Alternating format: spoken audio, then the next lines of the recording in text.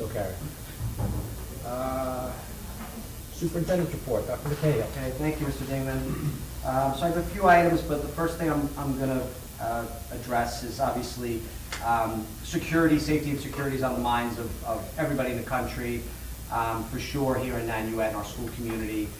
So I prepared a rather long security briefing. I think it's important though. I have it typed out because I don't want to miss anything. I don't want to misspeak. This is really important stuff. So obviously we have security protocols that are secure and they're meant to be sort of internal, where I can't share all of our practices and procedures for the very reason that it is our security procedures. But there are a lot of details that we haven't reported out in the community in quite a while. So I know there's a whole bunch of folks folks that are here and then folks on YouTube who are listening in at home, you know, coming off of the heels of 3 tragedies. So I just want to assure folks that this is on the minds of Nanuet schools. It's been on the minds of our board. Prior to, we've had training that has gone on earlier in the school year. Safety and security, as you know, has been a discussion in our $60 million capital investment. That was before the recent tragedies. The board has designed security vestibules to be a major part of our investment so that we can harden our schools, so to speak. But I'm going to take you through a number of different layers of how we feel we want to keep schools safe. And some of it is hardening schools, some of it is procedures and training, but we also know the hard part of it is the long game, and it's building relationships, having sort of those red flag abilities to see children that may feel ostracized, or see children or folks in the community that may seem stressed. So if we have our professionals in place to do that work, that's really the best bang for our buck, to keep people feeling safe and supported to prevent any of these tragedies. So I'll start out there. When we talk about layers of preventing school shootings, prevention through mental health professionals and relationships is where the strength lies. We do know, however, that this is the long game, and the quick fix is not mental health. Anything transformative tends to need the gift of time. I will speak about doors, alarms, guards, cameras, vestibules, and training, but we should all be clear, these are all the last resorts that we hope we'll never have to rely on. We hope and pray the investments used for building relationships and supporting mental health of our children and our community will do that deeper preventative work. Let's also keep our advocacy and eye on gun safety in the home, and make sure our elected officials stay hyper-focused on limiting access to dangerous weapons with stronger vetting processes and procedures. I will share, as part of the Lower Hudson Council of School Superintendents, we are advocating for gun safety here in Rockland County. We met as a team of superintendents today with BOCES. We are going to be sitting down with the Sheriff's Department and all of the chiefs of police and all of our respective town police officers as well, to talk about making things better in our schools.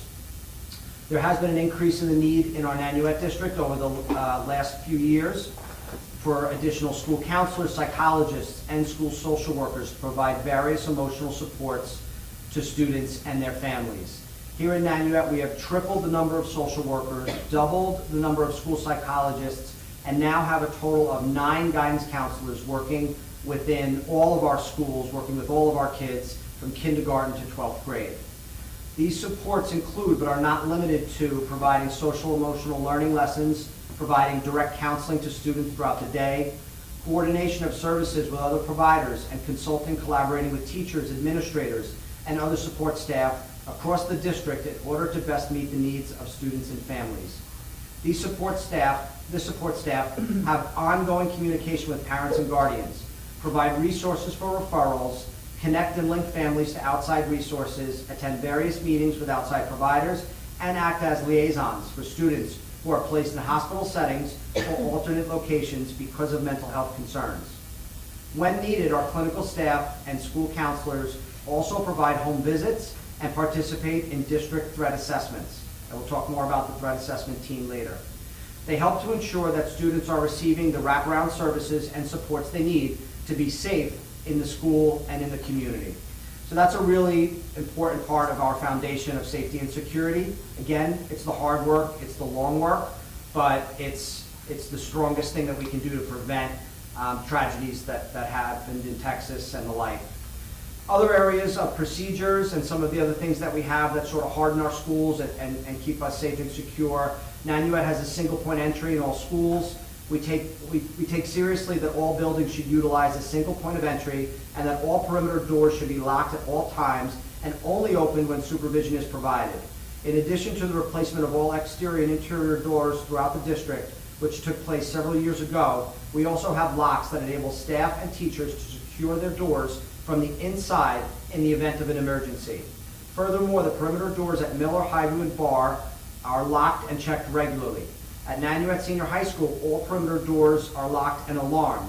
Nanuet High School students have all been issued color-coded identification cards, which allow staff and security personnel to recognize and confirm membership of the student body and their respective privileges. As you all know, we are hardening the entranceway to each of our 4 schools with modern security vestibules. In light of the recent events, we will begin changing protocols and preparing our students and community for a less accessible school environment. Again, there are trade-offs to security. We love that Nanuet is this community school where moms and dads and grandmas and grandpas and guardians walk into our schools with lunches that the kiddos forgot on the table or a backpack, and they know our friendly secretaries by face and by name, and they walk right into the main office. That's a beautiful part of running a community school like Nanuet. But the environment that we're in these days, we know our community would almost rather give up some of those privileges for a trade-off of feeling safe and secure and knowing their kiddos are safe and secure. So we're going to be implementing some new procedures using intercom systems and other crafty ways for parents to come to our schools, but maybe not necessarily have full access to the insides of our schools on any given day. We have also upgraded and expanded the amount of security cameras in each of our 4 schools. This investment allows our administrators and emergency response teams the opportunity to identify student patterns of behavior as well as investigate tips from staff and students. Our partners in safety. We are very, very close with Clarkstown Police.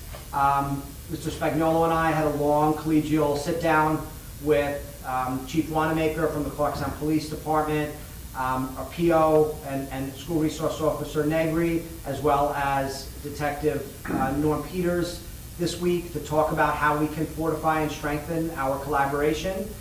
They gave me some really comforting procedures that Clarkstown Police uses, and I will share those as well. In addition to working with the Clarkstown Police and Officer Negri, the district's full-time school resource officer, who is stationed at the high school and also works at the middle school. We have private security personnel who are stationed inside the entranceway of each building and at strategic places outside. We require that all visitors sign in and wear visitor tags in all buildings. We are going to expand our security personnel and are currently looking to hire more security professionals, preferably with former police training.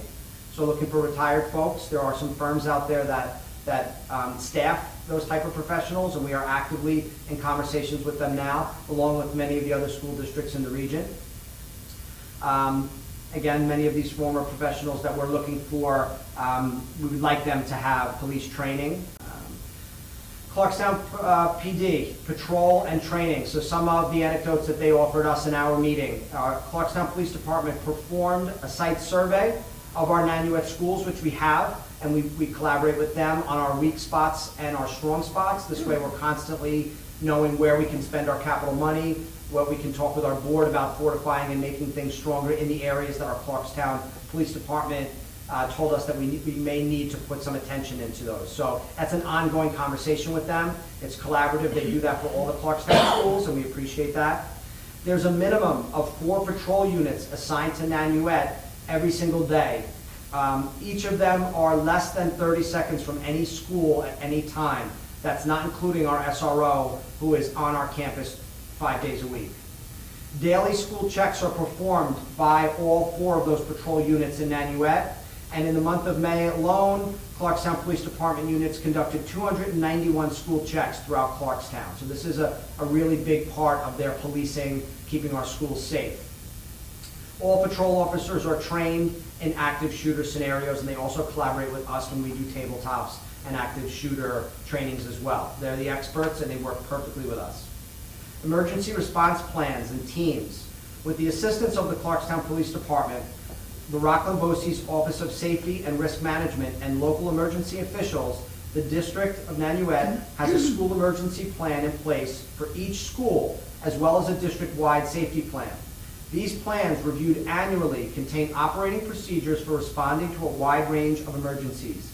Our building-level crisis teams review and update emergency response plans regularly, conduct evacuation, lockdown, and lockout drills.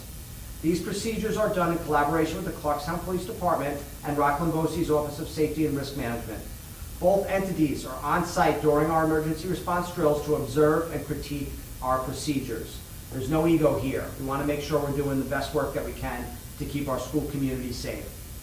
Nanuet School District has a K-12 alert notification system. Throughout our K-12 alert notification program, the district is able to notify parents via email, text, voicemail, now social media, when there's emergency situations. That includes activation of lockdowns, early dismissals, or even if there's an emergency in a neighboring school district, we're able to communicate to our families immediately.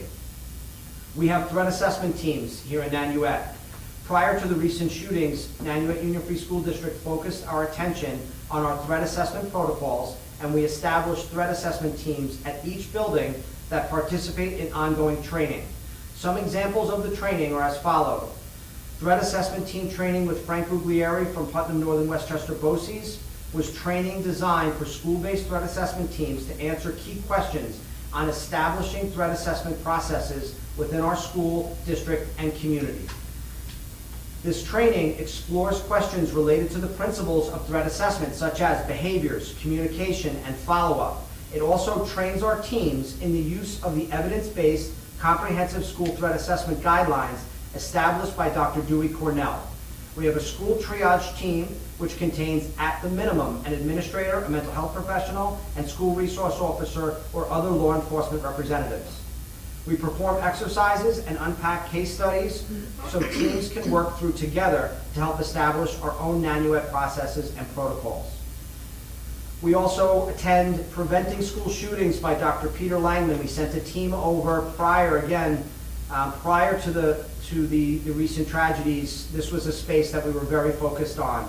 Dr. Peter Langman is a psychologist who researched on school shooters, has received international recognition. His book, Why Kids Kill, Inside the Minds of School Shooters, was named an outstanding academic title. His work has been cited in congressional testimony on Capitol Hill, and he has been interviewed by over 450 news outlets in the United States, Canada, South America, Europe, Asia, Australia, and the Middle East. We sent an entire threat assessment team to Dr. Langman over in Rockland BOCES to be trained in a workshop. And thank you, Ms. Heaney, for leading that work and getting that great PD in front of our threat assessment teams.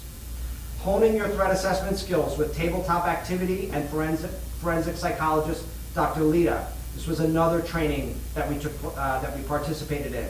Our teams attended a workshop called Honing Your Threat Assessment Skills with Tabletop Activities. Our threat assessment teams met with Dr. Leidy and participated in these tabletop activities to help build everyone's skills on how to work a case and hone everyone's threat assessment knowledge.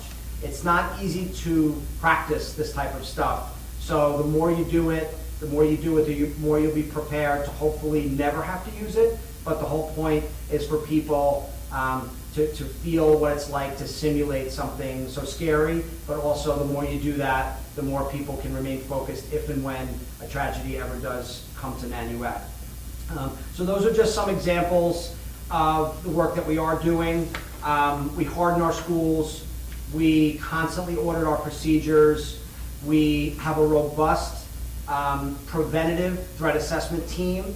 And then we do a whole lot to make sure that we identify kiddos and family members that are in crisis.